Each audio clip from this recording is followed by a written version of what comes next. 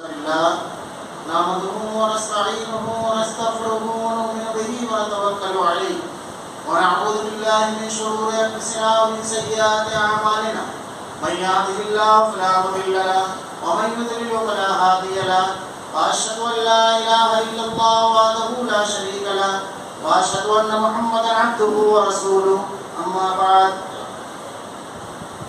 وإن خير الحديث كتاب الله وخير الهدي هدي محمد صلى الله عليه وسلم وشر الأمور محدثاتها وكل محدثة بدعة وكل بدعة ضلالة وكل ضلالة في النار. أعوذ بالله من الشيطان الرجيم. بسم الله الرحمن الرحيم. قاف والقرآن المجيد والعجل وجاءهم منذر منهم فقال الكافرون هذا شيء عجيب أإذا متنا وكنا ترابا ذلك رجل بعيد قد علمنا ما تنقص الأرض منهم وعندنا كتاب حفيظ بل كذبوا بالحق لما جاءهم فهم في أمر مريض أفلم ينظروا إلى السماء فوقهم كيف بنيناها وزيناها وما لها من فروج والأرض مددناها وألقينا فيها رواسي وأنبتنا فيها من كل زوج بهيج تبصرة وذكرى لكل عبد منيب ونزلنا من السماء ماء مباركا فأنبتنا به جنات وحب الحصيد والنخل باسقات لها طلع نضيد رزقا للعباد وأحيينا به بلدة ميتا كذلك الخروج كذبت قبلهم قوم نوح وأصحاب الرس وثمود وعاد وفرعون وإخوان لوط وأصحاب الأيكة وقوم تبع كل كذب الرسل فحق وعيد أفعينا بالخلق الأول بل هم في نفس من خلق جديد. قال الله تعالى في القرآن المجيد والفرقان الحميد. أعوذ بالله السميع العليم من الشيطان الرجيم. بسم الله الرحمن الرحيم. وإن كنتم في ريب مما نزلنا على عبدنا فأتوا بسورة من مثله وادعوا شهداءكم من دون الله إن كنتم صادقين فإن لم تفعلوا ولن تفعلوا فاتقوا النار التي وقودها الناس والحجارة أعدت للكافرين. وقال انا نحن نزلنا الذکر وانا له لحافظون. تمام تعریفیں اللہ رب العالمین کے لیے جو تمام جہانوں کا یک و تنہا خالق و مالک ہے اور بے شمار درود و سلام اللہ کے آخری نبی حضرت محمد صلی اللہ علیہ وسلم. معزز حاضرین، میں نے خطبہ مسمونہ کے بعد قرآن مجید کے دو مختلف مقامات سے جو آیتیں تلاوت کی ہے، اس میں اللہ رب العالمین نے انسانوں کی ہدایت کے لیے نازل کردہ یہ بے مثال کتاب، اس کے بارے میں بیان فرمایا. پہلے مقام پر اللہ تعالیٰ نے ارشاد فرمایا وَإِن كُنتُمْ فِي رَيْبٍ مِّمَّا نَزَّلْنَا عَلَىٰ عَبْدِنَا فَأْتُوا بِسُورَةٍ مِّن مِّثْلِهِ. یہ کتاب جو ہم نے اپنے بندے پر نازل کی ہے، اس میں اگر آپ کو شک ہے تو ایسی ایک سورت فاتو بھی صورت میں مثلی، ایسی ایک صورت بنا کر لیا. اور یہ چیلنج جو 1400 سال پہلے قرآن مجید نے اپنے مخالفین نہ ماننے والے قرآن کا انکار کرنے والوں کو کیا. اور مزید اس میں اضافہ یہ کہ کل اجتماعت الانس والجن، تمام جنوں اور انسانوں کو ملا یہ فرمانے کے بعد اللہ رب العالمین نے ارشاد فرمایا اور صرف اللہ یہ کہہ سکتا ہے، ورنہ دنیا میں کوئی شخص ایسا نہیں ہے، کوئی ذی علم ایسا نہیں ہے جو یہ جملہ کہہ سکے، کیونکہ اللہ رب العالمین اس پوری کائنات کا خالق ہے. اس نے انسانوں کو اور جنوں کو نہیں، پوری دنیا کو پیدا کیا. اس لیے وہ یہ جانتا ہے کہ انسانوں اور جنوں میں وہ صلاحیت ہی اللہ نے نہیں رکھی ہے کہ ایسی ایک صورت یا آیت بنا لیا.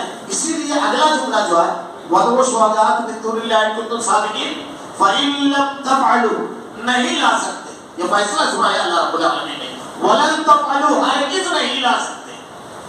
بالکل واضح انداز میں اللہ رب العالمین نے 1400 سال پہلے یہ ارشاد فرمایا فَإِن لَّمْ تَفْعَلُوا وَلَن تَفْعَلُوا فَاتَّقُوا النَّارَ الَّتِي وَقُودُهَا النَّاسُ وَالْحِجَارَةُ. تب انتظار کرو اس آگ کا، اس ایندھن کا، اس آگ کا جس کا ایندھن انسان اور پتھر ہے، جو تیار رکھی اللہ رب العالمین نے انکار کرنے والے مخالفین کے لیے.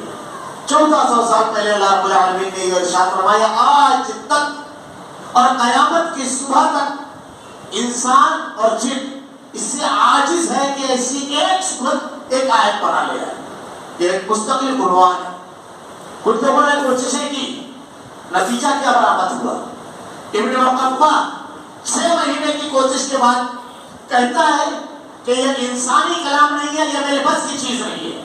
حضرت علی رضی اللہ تعالیٰ عنہ نے کعبۃ اللہ میں اِنَّا أَعْطَيْنَاكَ الْكَوْثَرَ فَصَلِّ لِرَبِّكَ وَانْحَرْ إِنَّ شَانِئَكَ هُوَ الْأَبْتَرُ, جب یہ سورت نازل ہوئی تو اسے کعبۃ اللہ میں جا کر لٹکا دیا.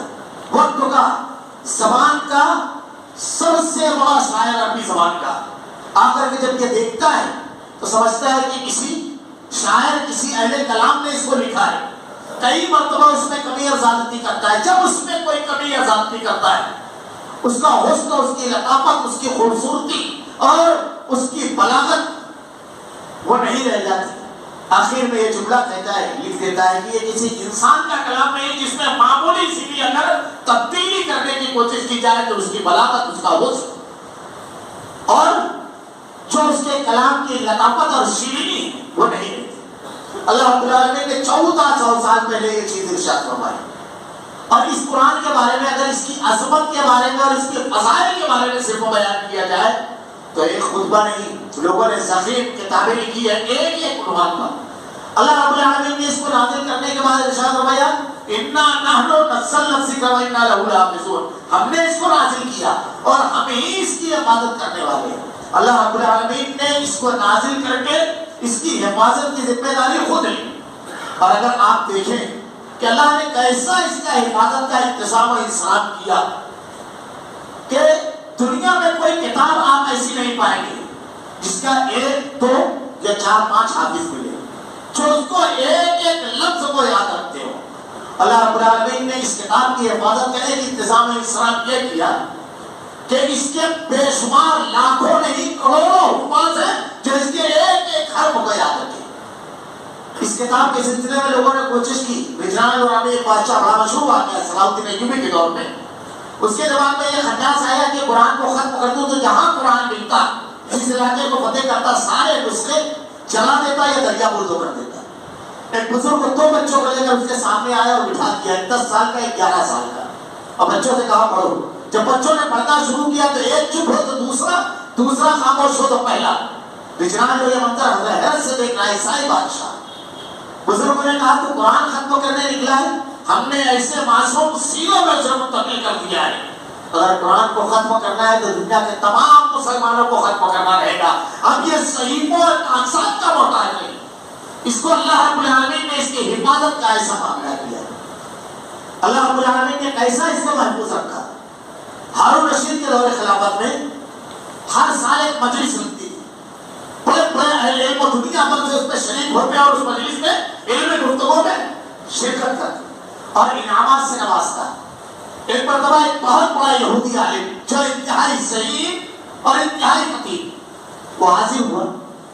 گفتگو سن کر کے, اس کی باتیں سن کر کے ہارون رشید نے کہا تم جیسے ذہین آدمی کو, صاحب نظر صاحب علم آدمی کو مسلمان ہونا چاہیے.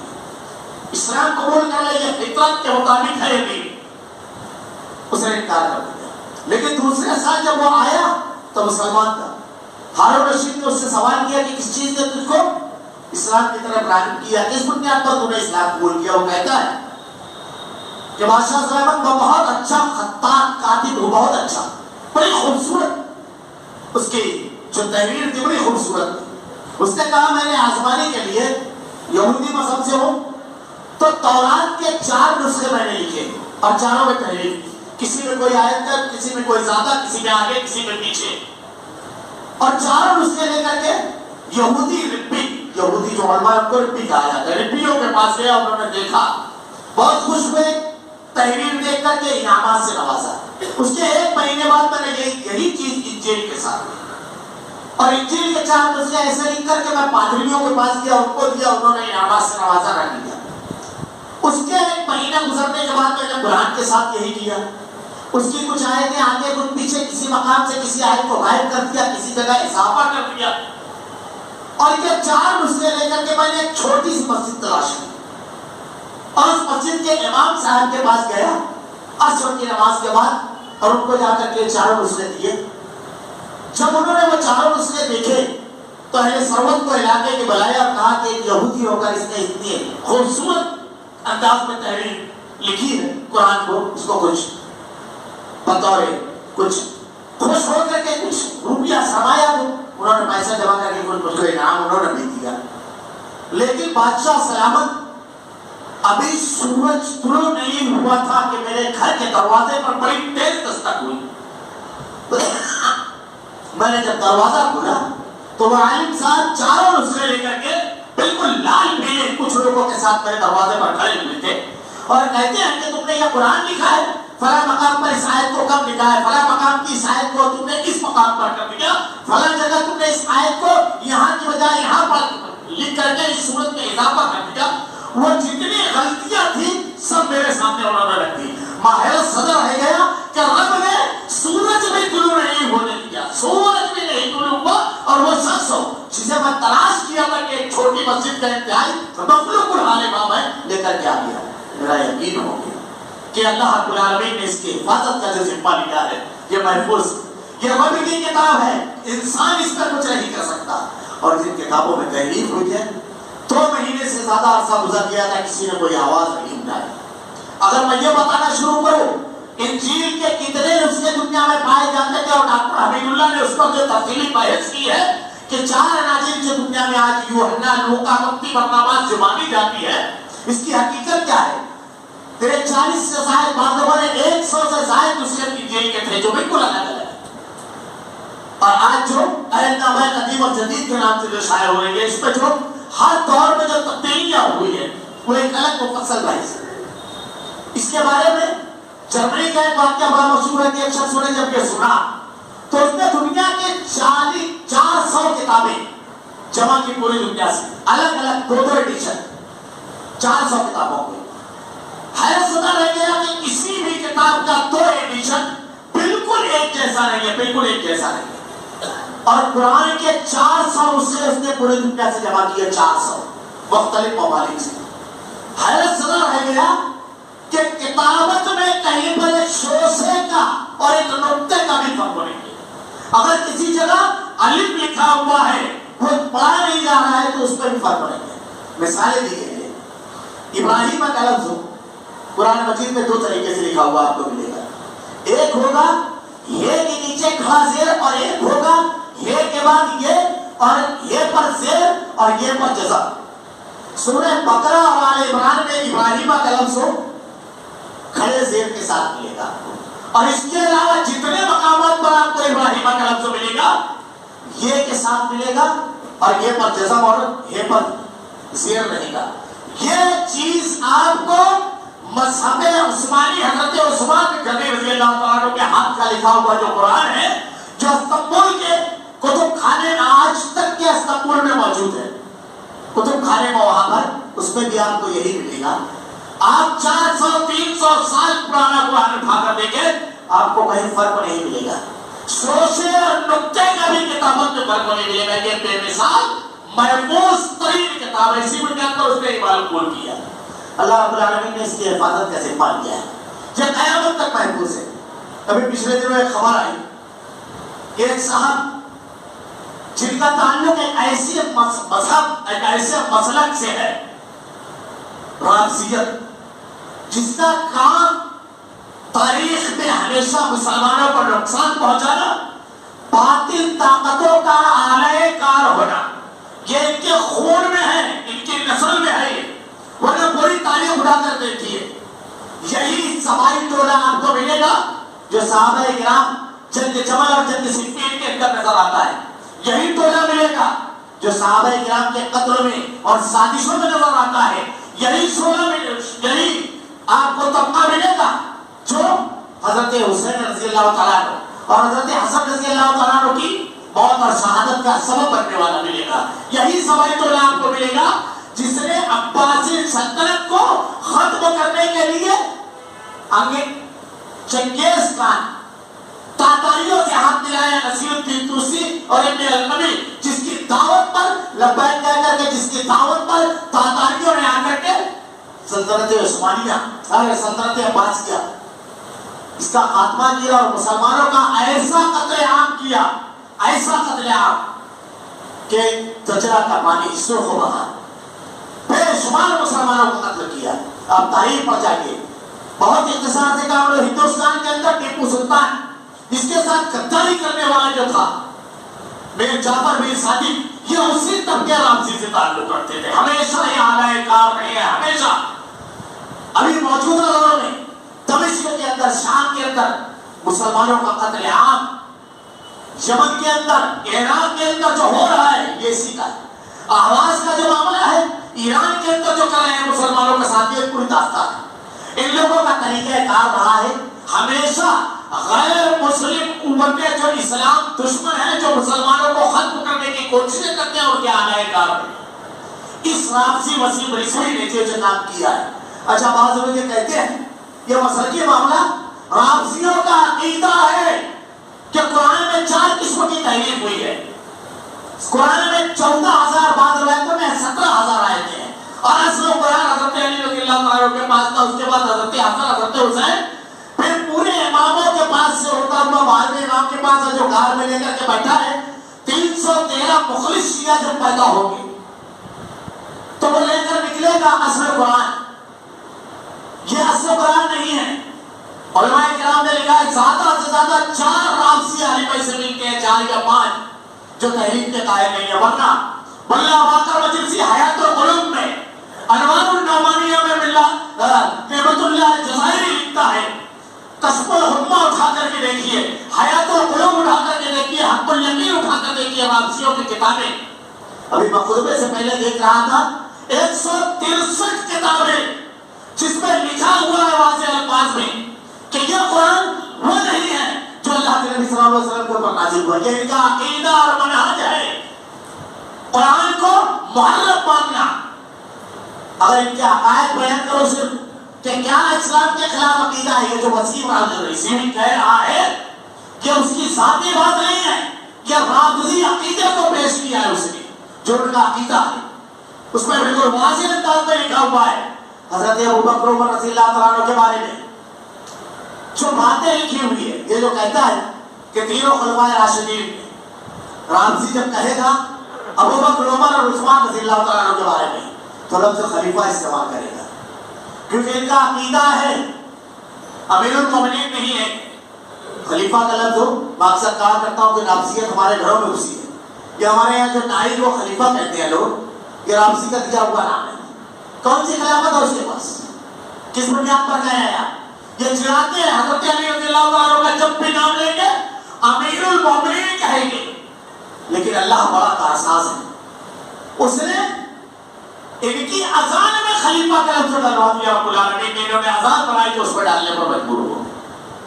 تو یہ تینوں خلفائے راشدین کے بارے میں عقیدہ رکھتے ہیں کہ یہ مرتد تمام صحابہ کے بارے میں ان کا عقیدہ ہے کہ اللہ کے نبی کے بعد 4 کے بعد روایتوں کے مطابق 5 حضرت علی، حضرت سلمان فارسی، حضرت ابو ذر غفاری، حضرت مقداد بن اسود، حضرت عمار بن یاسر رضی اللہ عنہ. ان کے علاوہ سب مرتد اور کافر ہو گئے، نعوذ باللہ استغفر اللہ. اس نے جو بیان کیا کہ تحریف کی گئی کہ ان کے عقائد میں داخل ہے، ورنہ اللہ رب العالمین نے اس کی حفاظت کا جیسا سپال کیا ہے. یہ محفوظ کتاب ہے، میرے پاس وقت تو نہیں ہے، ورنہ صرف میں اس میں جو واقعات اس کی حفاظت کے سلسلے میں سلف نے نقل کیا ہے، حفاظت قرآن اور اللہ نے جو اس کا انتظام و انسلام کیا ہے، یہ خود مستقل عنوان ہے. اس میں یہ اعتراض کرتے ہوئے کہتا ہے کہ قرآن مجید میں جو ہے 26 آیتیں. سب سے پہلے یہ اعتراض 1925 میں چاند عمل چوپڑا نامی ایک شخص جو سوئس ہندو پریشد کا تھا، اس نے کلکتہ ہائی کورٹ میں ایک پٹیشن داخل کی تھی کہ قرآن میں سے ان 26 آیتوں کو نکال دینا چاہیے، کیونکہ اس میں مرنے مارنے کی، قتل کرنے کی ترغیب دی گئی ہے، اور اس کی وجہ سے دہشت گردی اور قتل اور غارت گیری کا بازار میں پہنچا ہے. اس کے جوابات دیے جا چکے ہیں کتابی شکل میں. یہ جاہل آدمی کا چاند مل چوپڑا اور اسی کا ایجنٹ اور اعلی کار ہے یہ وسیم رسوی، اسی کا. انہوں نے ہمیشہ مذہب کی سوداگری کی ہے، ضمیر کی سوداگری، دین کی ملت کی سوداگری کی ہے. اس کے اوپر تو کرپشن کا عنوان بھی ہے، جو خود خائن ہے دوسروں پر خیانت کا الزام لگا رہا ہے. خود بردوں کا کیس ہے اس کے اوپر، وقت بورڈ کی زمینیں بیچ کر کھا گیا، اپنے قریبی رشتے داروں کے نام پر کر دیا، اس کے اوپر کیس. اور اسی سے بچنے کے لیے اس نے یہ طریقہ اختیار کیا ہے.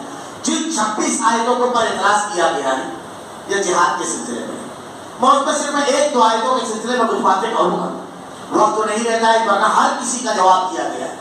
اللہ نے ارشاد فرمایا ہے کہ ان کو جہاں دیکھو قتل کرو، کافروں کو جہاں دیکھو قتل کرو. اس آیت پر اعتراض ہے. کیا ہے؟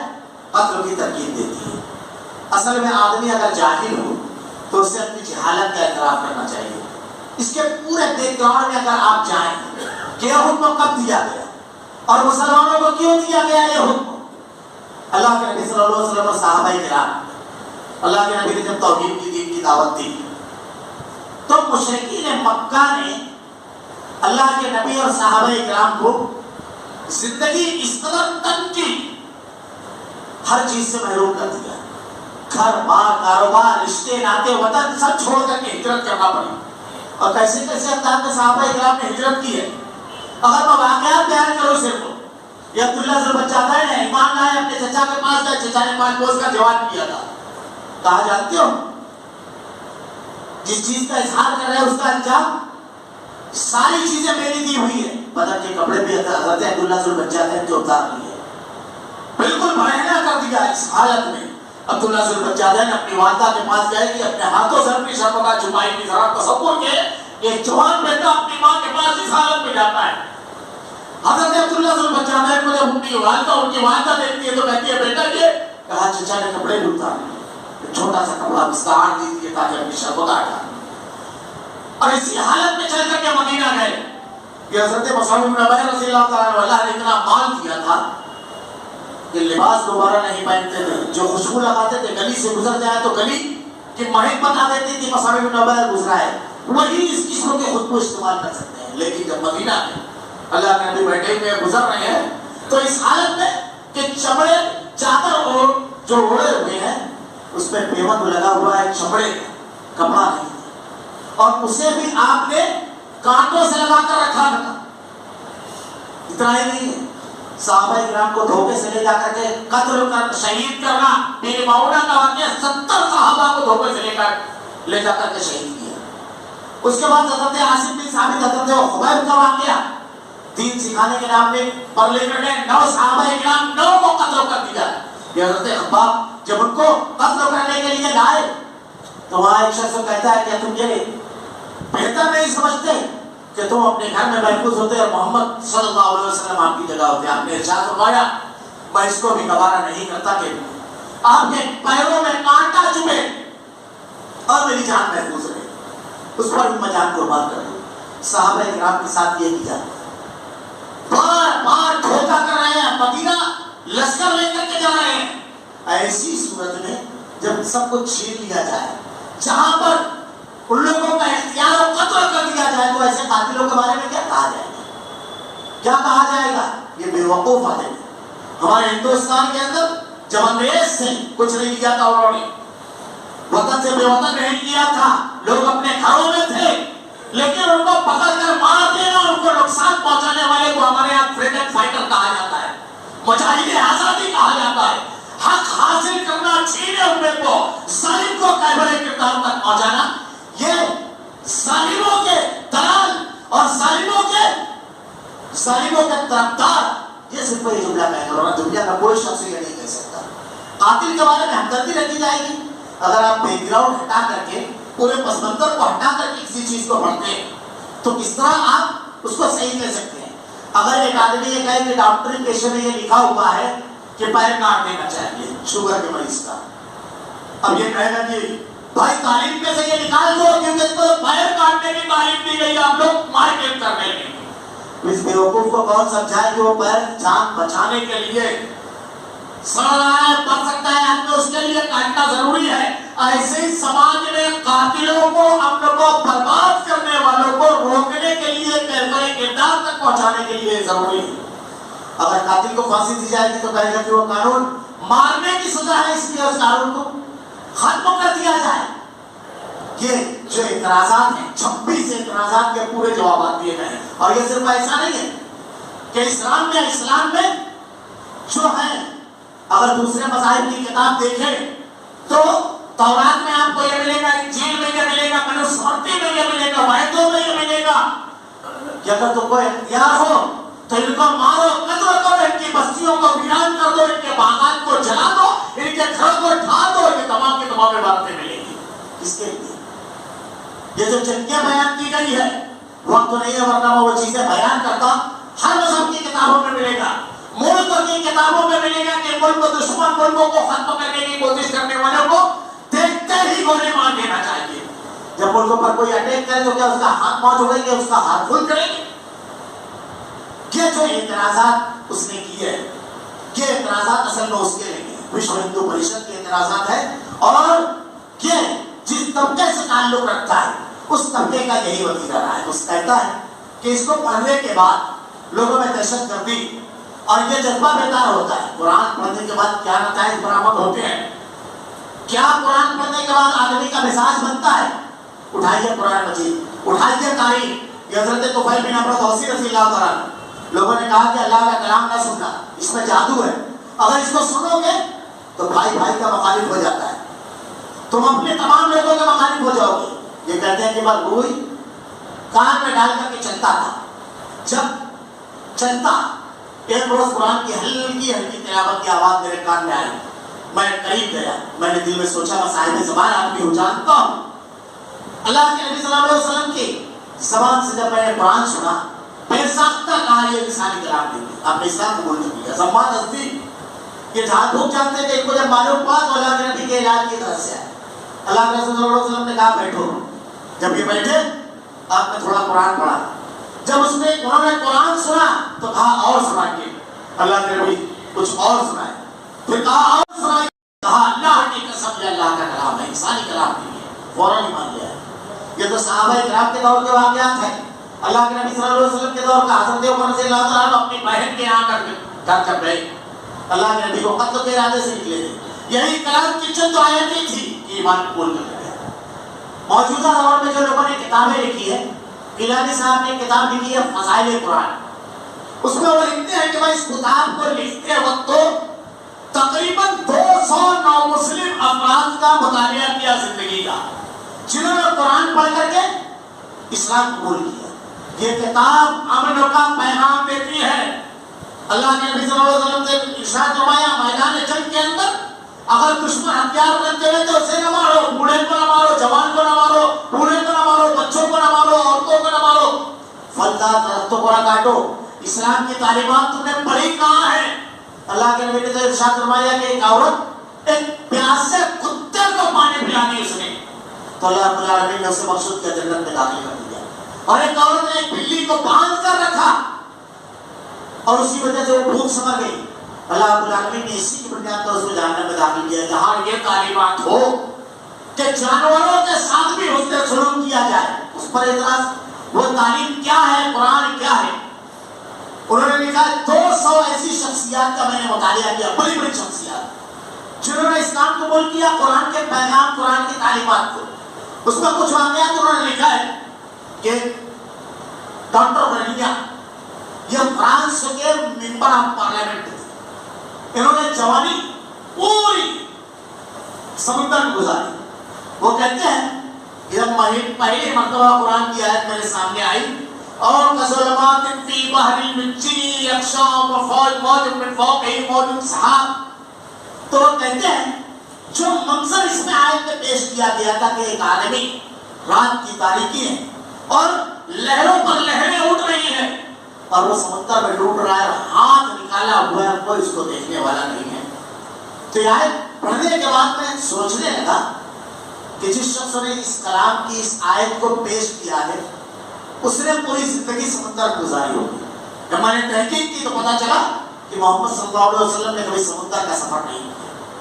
तो कहता है बाहर सदा लग गया कि ऐसी ताबीर तो वही शख्स पेश कर सकता है जिसने अपनी जिंदगी समुद्र में गुजारी होगी। एक और वाकया मिलता है कि इंतहाई खलियात और इज्तिहाद और इसके सिलसिले के इंतहाई माहिर अमेरिकन, इनके बारे में आता है कि कुरान की जब भी आयतें पढ़ी कि अल्लाह रब्बुल आलमीन ने इंसान की पैदाइश के बारे में जिसमें इरशाद फरमाया है کہ اللہ نے کیسے پیدا کیا انسان کو. علقہ مضغہ کہ لوتھڑا تھا، پھر اللہ نے اس کے اوپر ہڈیاں چڑھائی، گوشت چڑھایا. فخلقنا المضغة عظاما فكسونا العظام لحما ثم انشأناه قرنا آخر فتبارك الله أحسن الخالقين. وہ کہتی ہے کہ 1400 سال پہلے جب نہ الٹرا ساؤنڈ سنائے تھے، نہ ایکس رے سونوگرافی نے ترقی تھی، پوری پیدائش کی حقیقی طبی تفصیل اتنے سے جملے میں انسان پیش نہیں کر سکتا. یہ اس کے پاس کی بات نہیں ہے. ڈاکٹر لیو ان کے بارے میں آتا ہے کہ انہوں نے یہ ربی گھرانے، یہودی ربی گھرانے کے اندر تھے. یہ کہتے ہیں کہ میں نے جب قرآن کا مطالعہ شروع کیا تو یہ اسٹڈیز کر رہے تھے، اصل میں بہت بڑے صحافی تھے، انسانوں کی پیدائش اور پھر انسانوں کی پریشانیوں کے بارے میں. قرآن کی جب یہ آیتیں میں نے پڑھی، لہاکم التکاثر حتی زرتم المقابر کلا سوف تعلمون ثم کلا سوف تعلمون. جب یہ سورت تلاوت کی تو وہ کہتے ہیں کہ 1400 سال پہلے انسانوں کے اوپر جو قیامت ابھی گزر رہی ہے اور جن حالات سے دوچار ہے اور جو پریشانیاں ہیں اور اس کا جو حل ہے اللہ تعالیٰ نے پیش کیا. اسلام قبول کیا، اس کے بعد باقاعدہ انہوں نے ان کا نام اسد رکھا گیا ہے. کتاب لکھی ہے وادی بطھا، جانب وادی بطھا، جس کو پڑھ کر کے سینکڑوں لوگوں نے اسلام قبول کیا. ایسے بے شمار واقعات ہیں کہ ایک آیت تلاوت کی، ذرا سا قرآن پڑھا اور اس کی پوری زندگی میں انقلاب برپا ہو گیا. 200 سے زائد لوگوں کے واقعات کو بیان کرتے ہیں کہ میں نے خود پڑھے. ابھی پچھلے دنوں ایک خبر آئی قرآن کے بارے میں کہ یورپ کے اندر بوڑھے جب ہو جاتے ہیں والدین تو ان کو اولڈ ہوم میں ڈال دیا جاتا ہے، بوڑھا کر. وہاں کے 4 لوگوں نے اسلام قبول کیا. اسلام قبول کرنے کے بعد اسلامی تعلیمات انہوں نے حاصل کی. واپس یورپ گئے ہو تو انہوں نے اسلام کی تعلیم کو لوگوں میں پیش کرنے کے لیے انتخاب کیا اولڈ ہوم کا. ایسا بوڑھا تھا جہاں ایسے بزرگ رہتے ہیں جن کو ان کی اولادوں نے یا تو گھر سے نکال دیا یا ان کو چھوڑ کر چلے گئے. انہوں نے کچھ نہیں کیا، ان لوگوں کو جمع کیا. جمع کرنے کے بعد اللہ کے کلام سے توحید اور بزرگوں کے بارے میں، والدین کے بارے میں اللہ نے جو کچھ قرآن میں بیان فرمایا اور احادیث بیان کیا. اللہ تعالیٰ ارشاد فرماتا ہے اغفر لہما ولا تنہرہما وقل لہما قولا کریما. جب تمہارے والدین بڑھاپے کو پہنچ جائے ان کو اف بھی نہ کرو. آیتیں پڑھ رہے تھے، کہتے ہیں کہ منظر بڑا عجیب و غریب تھا. 14 بزرگ کھڑے ہو کر کے زاروں قطار رو رہے ہیں اور انہوں نے اسلام قبول کیا.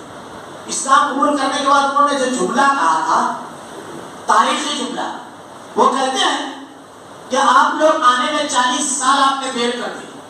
اگر اس کتاب کو 40 سال پہلے ہمارے پاس لے کر کے آتے اور اس کتاب کے مطابق ہم اپنی اولاد کی تربیت کرتے تو آج ہم بوڑھا گھر میں نہیں ہوتے، بلکہ ہماری اولاد اپن لغما والا تنہرما والدین کی فرما بردار کرتی، کیونکہ اس کتاب کے مطابق ان کی تربیت ہوتی ہے. اولاد فرما بردار، تاجر، ایماندار، دولت مند، غریبوں کا درد رکھنے والا، طاقتور مظلوموں کا ساتھ دینے والا، گفتگو کرنے والا، حقوں اور بیمار، شوہر بیوی کے حقوق ادا کرنے والا، بیوی شوہر کی فرما بردار اور اس کے حقوق ادا کرنے والی، حاکم عدل کرنے والا، محکوم رعایا بغاوت نہ کرنے والی، سرکشی نہ کرنے والی، تعلیم کی اہمیت، معلم کے حقوق کی ادائیگی، مزدور کا پسینہ خشک ہونے سے پہلے اس کے حقوق دے دینا، لین دین میں دیانتداری اور ایمانداری، زندگی کے کسی بھی شعبے کو اٹھا کر دیکھیے بالکل واضح اور ایسے احکامات ہیں جو انسانی سماج اور معاشرے کو امن اور حقوق سے لبریز کرتے ہوئے اس کتاب کے اندر اللہ رب العالمین نے یہ انتہائی جامع کتاب نازل فرمائی ہے. اس کتاب کے سلسلے میں جو اعتراض کیا جا رہا ہے، جو کہا جا رہا ہے، اس کتاب کے پڑھنے کی وجہ سے گھر میں، معاشرے میں اور تجارت، کاروبار، ہر مقام پر اعتدال ہوگا اگر اس کی تعلیمات کے اوپر آدمی صرف غور کرے. جو اللہ رب العالمین نے اس میں احکامات دیے ہیں، ایسا صاف شفاف عقیدہ دیا ہے اس کتاب میں کہ آدمی بندوں کے سامنے نہیں جھکتا ہے، مخلوق کے سامنے نہیں جھکتا ہے، مخلوق کو اس کا مقام دیتا ہے، خالق کو اس کا مقام دیتا ہے. اللہ رب العالمین نے جو احکامات دیے ہیں ہر طرز کی تعلیم اس میں موجود ہے. یہ جامع مکمل اور بے مثال کتاب ہے. یہ جو داخل کی گئی ہے پیٹیشن یہ اصل میں ایک عقیدہ اور منہج کی چیز ہے. یہ رافضیوں کا عقیدہ ہے. جو مسلمان ہمارے یہاں بہت بولے بھائی مسلمان جو رافضیوں کے عقائد نہیں جانتے. ابھی اگلا مہینہ آ رہا ہے. یہ مہینہ جو آغاز ہو چکا ہے شب برات ہمارے یہاں یہ سمجھتے ہیں معاف کیجیے گا یہ اختلافی مسئلہ نہیں ہے. بریلوی دیوبندی حدیثی اختلافی مسئلہ نہیں ہے. غلط لوگوں میں مشہور کیا گیا ہے. یہ رافضیوں کا تہوار ہے. یہ ان کے 12ویں امام کی پیدائش ہے اور 12ویں امام کی جب پیدائش ہوگی اس کی تفصیل انشاءاللہ اللہ نے موقع دیا تو میں آئندہ آپ کا بیان کروں گا. وہ کرے گا کیا جانتے ہیں آپ؟ وہ کرے گا کیا ان کی روایتوں میں ہے 15 شعبان کو پیدا ہوا اور 15 شعبان کے روز یہ جو نئے کپڑے پہنتے ہیں یہ جو حلوہ مانڈا ہے اسی کی خوشی ہے. اور ہمارے بھائیوں کو بیوقوف بنانے کے لیے کہہ دیا کہ غزوہ احد میں اللہ کے نبی صلی اللہ علیہ وسلم کے دندان مبارک شہید ہوئے اس لیے عقل سے پیدل عجیب و غریب معاملہ ہے. اللہ کے نبی کے جو دانت شہید ہوئے تھے وہ کیا تھے؟ سرایا سفلا اور لیا آگے کے نام. دنیا میں آگے کا دانت انسان نہیں کوئی جانور بھی کھانے کے لیے استعمال نہیں کرتا ہے. چبانے کے لیے کاٹنے کے لیے استعمال ہوتا ہے. آپ نے دیکھا کسی کو آگے کے دانت سے کھاتے ہوئے؟ کھانے کے دانت کون سے ہوتے ہیں؟ آپ حلوہ کھا رہے ہیں اور دانتوں کی داستان یہ جنگ کب ہوئی؟ 6 شوال اور حلوہ بکرا 15 شعبان. 1 مہینہ 21 دن پہلے چھوٹا واقعہ بیان کر دیا. ہمارے یہاں لوگ لے ہوئے یہ اس امام کی پیدائش ہے جو نکلے گا تو سارے سنیوں کا قتل کرے گا. ابو بکر عمر رضی اللہ عنہ کو ان کے قبروں سے نکال کر کے سولی پر چلائے گا. روایت کے جملے ہیں یہاں سے روایت میں اختلاف رافضیوں کی.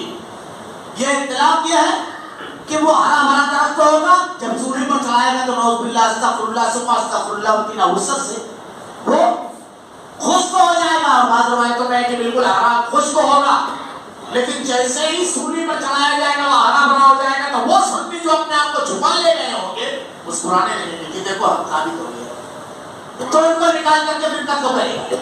حضرت عائشہ صدیقہ ام المومنین پر حد جاری کرے گا. یہ ان کے عقیدے کی باتیں بتا رہا ہوں. یہ وہ رافضی ٹولہ ہے. اس کا طریقہ کار وطیہ ہمیشہ ہے کہ مسلم دشمن قوتوں کا اعلی کار بننا مسلمانوں کو نقصان پہنچانا اور اسلام دشمن قوتوں والا کام کرنا ان کو قوت دینا. اسی بنیاد پر اس نے قرآن پر اعتراض کیا. قرآن اللہ کی عظیم ترین کتاب ہمیں چاہیے کہ ہم اسے پڑھیں. معاف کیجیے گا ذرا سا چند جملے. یہ اتنی عظیم کتاب بے مثال کتاب ایسی کوئی کتاب نہیں. یہ ایسی کتاب جو محفوظ کتاب یہ ایسی کتاب جس میں احکامات ایسے کہ آدمی پڑھے اور ایمان لے آئے. دل سے خطاب کرنے والی کتاب کام سے نہیں دل سے. اسی لیے جب اسے پڑھتا ہے آدمی تو فوراً قبول کرتا ہے.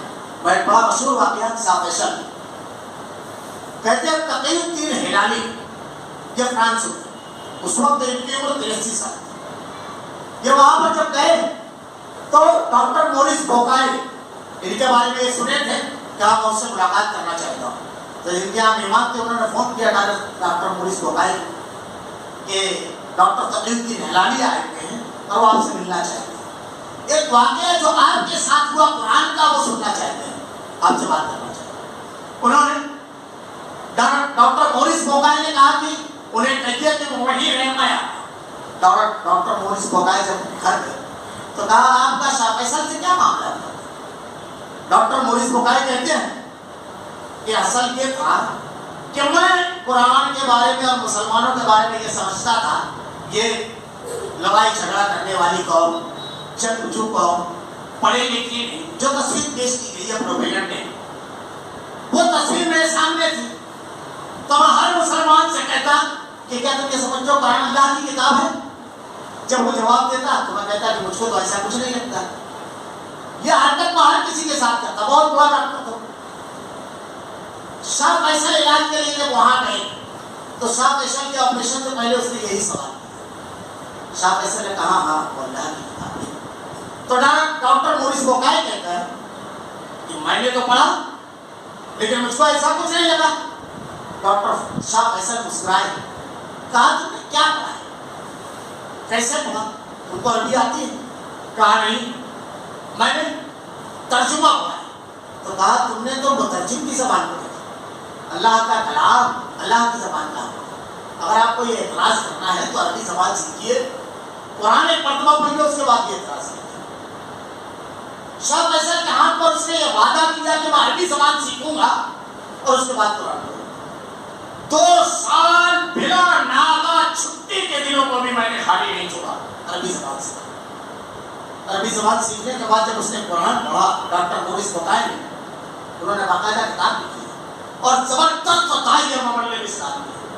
وہ کہتے ہیں کہ جیسے جیسے اللہ کی کلام کی آیتیں پڑھتا گیا دل میں اترتی گئی اور دل نے کہا بلا شبہ یہ اللہ کا کلام ہے, کسی انسان کا کلام نہیں. میں نے اسلام قبول کر. اپنے اسلام قبول کرنے کا پورا واقعہ غیروں کے علیہ اور اللہ کے کلام کو پڑھ کر کے آدمی دہشت گرد اور قاتل نہیں, انسانیت کا ہمدرد ہو, سچا, مخلص, نیک, خواتین کی عزت کرنے والا, کمزوروں کی مدد کرنے والا, انصاف کی گفتگو کرنے والا, عدل قائم کرنے والا بنتا ہے آدمی. یہ اللہ کا کلام انسان کو انسانیت کے معیار تک پہنچاتا ہے. یہ کلام اگر ایک آدمی اپنی زندگی میں نافذ کر لے گے تو اللہ نے ارشاد فرمایا ومن کان میتا فاحییناہ وجعلنا له نورا یمشی بہ فی الناس. اس کے نور سے اگر وہ بیٹا ہے تو باپ کا فرمانبردار ہوگا, اگر وہ بھائی ہے تو بھائی سے ہمدردی اور محبت رکھنے والا ہوگا, اگر وہ باپ ہے تو بیٹوں کے ساتھ انصاف کرنے والا ہوگا, اگر وہ تاجر ہے تو ڈنڈی مارنے والا نہیں ہوگا, اگر وہ عادل ہے تو انصاف کرنے والا ہوگا, طرفداری کرنے والا نہیں ہوگا, اگر وہ لین دین کرے گا تو بےایمانی کرنے والا نہیں ہوگا, مالی امور میں کسی کا مال غصب کرنے والا نہیں ہوگا, وہ بہترین شخص ہوگا. اللہ رب العالمین کے اس کلام کو جو پڑھے گا اور جس کے اوپر عمل کرے گا, جس گھر میں اس کو نافذ کیا جائے گا وہ گھر معاشرے کا بہترین گھر, اور جس ملک میں اس کو نافذ کیا جائے گا وہاں امن اور قانون ہے. اسی لیے آخری بات کے طور پر کہوں, دنیا کے اندر ایک ملک ہے جہاں قرآن بطور دستور نافذ ہے, جہاں عزتیں محفوظ, مال محفوظ, جان محفوظ, آدمی کی تمام حقوق محفوظ. ہمارے ایک استاد بیان کرتے ہیں کہ جوانی کے دوروں میں 14 سال انہوں نے نکالے مملکت سعودی عربیہ. وہاں پر جب وہ خریدی کے لیے نکلتے تو خریدی کرتے ہوئے ڈیوائڈر پر اپنا سامان رکھتے جاتے, اور جب آخری مقام پر پہنچتے تو ٹیکسی والے سے کہتے بالکل ڈیوائڈر سے لگ کر کے چلنا. واپسی میں تمام کے تمام سامان اٹھاتے اور ٹیکسی میں رکھتے جاتے اور گھر لے کر کے آ جاتے. جہاں سونے کی دکانوں پر نماز کے اوقات میں صرف ایک معمولی پردہ ڈال کر کے آدمی گزر جاتا ہے, کیونکہ چور جانتا ہے مال لینے کے بجائے یہ ہاتھ جائے گا. وسارق اتفقت ہوا یوم الجزام بما کسب نکال من اللہ. یہاں محفوظ ہے سب. ہندوستان کے اندر جب گینگ ریپ ہوا, اس قرآن کی بات کرتے ہو سنو, اس ملک میں دلی گینگ ریپ جب ہوا تو اس وقت کو وشو ہندو پریشد کا لیڈر کہتا ہے کہ گینگ ریپ کرنے والوں کو وہ سزا دینا چاہتے جو اسلام میں ہے, جو سعودی عربیہ میں نافذ ہے. اور یہ صرف ایک آدمی کی بات نہیں ہے. بہار کے وزیر اعلیٰ اور بی جے پی کے معروف لیڈر ایڈوانی یہ جملہ پارلیمنٹ میں کہتا ہے کہ عزت کے لٹیروں کو وہ سزا دینا چاہیے جو اسلام میں ہے, ان کو پیغمبر کردار تک پہنچانے کے لیے تاکہ لوگوں کی عزتیں محفوظ رہے. ایک ہاتھ کاٹ کر کے پورے مال کو محفوظ, ایک قاتل کو قتل کر کے پوری جانوں کا محفوظ, ایک عزت کے لٹیروں کو پتھروں کی بارش سے قتل کر کے ساروں کی عزتوں کو محفوظ کرنے والا دستور دیا ہے اس کتاب نے. اس کتاب کا مخالف انسانیت کا دشمن, خیر کا دشمن, اچھائی کا دشمن, امن کا دشمن, لوگوں کے حقوق کا دشمن ہے. اللہ رب العالمین سے دعا ہے, آخری بات کے طور پر میں یہی کہوں گا کہ ہمیں اس کلام کو پڑھنا چاہیے. اللہ نے ہماری ہدایت کے لیے نازل کیا ہے, ہم اس کلام سے اپنے رشتوں کو مضبوط کریں. حضرت عمر رضی اللہ تعالیٰ عنہ کا بڑا مشہور جملہ ہے کہ آپ اپنی سلطنت میں جتنے گورنر آپ نے طے کیے تھے سب قرآن کے حافظ، قرآن کا علم رکھنے والے تھے۔ بڑا مشہور واقعہ ہے کہ مکہ کے جو گورنر تھے، ایک مرتبہ حضرت عمر رضی اللہ تعالیٰ عنہ جب پہنچے تو مکہ کے باہر نہیں گئے۔ آپ نے پوچھا اپنی جگہ نائب کس کو کر دیا ہے؟ جب انہوں نے نام بتایا تو کہا کون ہے؟ بولے آزاد کردہ غلام ہے۔ تو کہا تم نے غلام، آزاد کردہ غلام کو لوگوں کے حاکم بنا دیا؟ کہا قرآن کا سب سے زیادہ علم رکھنے والے ہیں۔ تو اللہ حضرت عمر رضی اللہ تعالیٰ عنہ نے تاریخی جملہ کہا کہ بلا شبہ اللہ رب العالمین نے اس کلام کے ذریعے عزت دی قوموں کو، اللہ رب العالمین نے عزت عروج اس کتاب کی بنیاد پر دیا ہے۔ یہ کتاب عروج دے گی، عزت دے گی، سکون، اطمینان، حق، راستہ بازی۔ اس کتاب سے اگر ہم اپنا تعلق جوڑ دیں، علماء نے بڑی لطیف لطیف نقطے لکھے ہیں کہ اس کی برکت پر اگر غور کریں تو اللہ رب العالمین نے ایسی کتاب لائی ہے جس سے جو لگ جاتا ہے وہ عظیم ہو جاتا ہے۔ اللہ نے اس کو جس مہینے میں نازل فرمایا وہ مہینہ تمام مہینوں پر افضل رمضان المبارک۔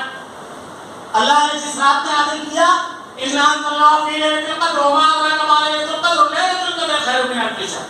وہ ایک رات 1000 مہینوں کے برابر۔ اللہ نے جس نبی پر نازل کیا وہ نبیوں کا سردار محمد رسول اللہ صلی اللہ علیہ وسلم۔ جو فرشتہ اس کو لے کر گیا ہے حضرت جبرائیل، وہ فرشتوں کے سردار۔ جس امت پر اللہ نے اس کو نازل کیا کنتم خیر امہ، بہترین امت، اللہ رب العالمین نے اسے قرار دیا۔ اس سے جو لگ جائے اللہ رب العالمین اسے عظیم کر دیتا ہے۔ یہ ایسی عظیم کتاب ہے، ہم اس کی تلاوت کریں، اسے اپنے گھروں میں پڑھیں، اس کی حقیقت سمجھیں اور اس کی جو روشنی ہے اس کے ذریعے اپنی زندگیوں کو مرتب کریں۔ اللہ رب العالمین سے دعا ہے کہ رب العالمین ہمارا تعلق قرآن سے مضبوط ہو۔ رب العالمین العالمین تیری ہدایت ہماری زندگی کے ہر پل ہر لمحے میں رب العالمین نافذ ہو۔ العالمین تیرے کلام کو پڑھنے سمجھنے اور اس میں نازل کردہ احکامات پر عمل کرنے کی توفیق دے۔ اللہ تیرے کلام کی آیتوں اور تیرے نبی کی حدیث کو ہمارا کردار عمل بنا دے۔ اللہ ایسے دشمنان اسلام کو رب العالمین کے ذریعے کردار تک پہنچا۔ العالمین دنیا کے اندر وہ عبرت کی نشان ہو جائے رب العالمین، ان کا ایسا انجام فرما رب العالمین۔ العالمین اہل ایمان کی حفاظت فرما رب العالمین۔ العالمین ہمارا خاتمہ ایمان پر فرما۔ ربنا لا تزغ قلوبنا بعد إذ هديتنا وهب لنا من لدنك رحمة إنك أنت الوهاب۔ بارك الله لنا ولكم في القرآن المجيد ونفعنا وإياكم بالآيات والذكر الحكيم إنه تعالى جواد كريم رؤوف رحيم۔